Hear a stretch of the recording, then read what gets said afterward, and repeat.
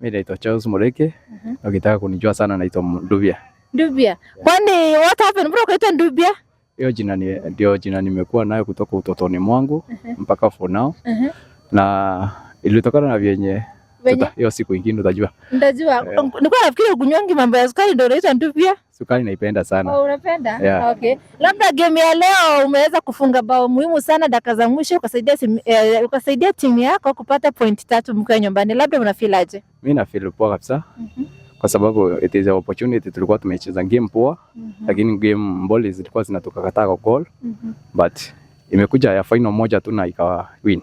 Okay. Yeah. Labda nimeona defense ya Ankole imesimama vizuri, wamewakazia mpaka dakika hizo za 80s.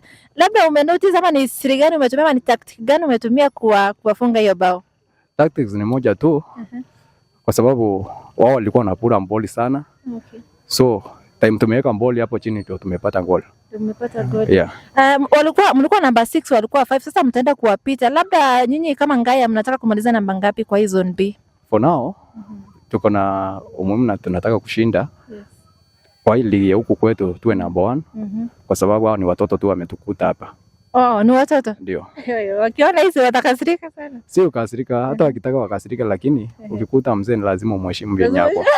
Noma. Okay, labda message yako kwa wachezaji wenzako wa Ngaya unataka kuambia nini? Nyinyi kwa my team nataka tu kuambia tu prove na tuendelee na zoezi. Na kitu kingine nayo tuwe tunakuja zoezi mapema. Yes. Na tukigonga zoezi unajua hata hizo timu zingine tu tutaonga. Kweli. Yeah. Sasa kila laheri and all the best. Thanks so much.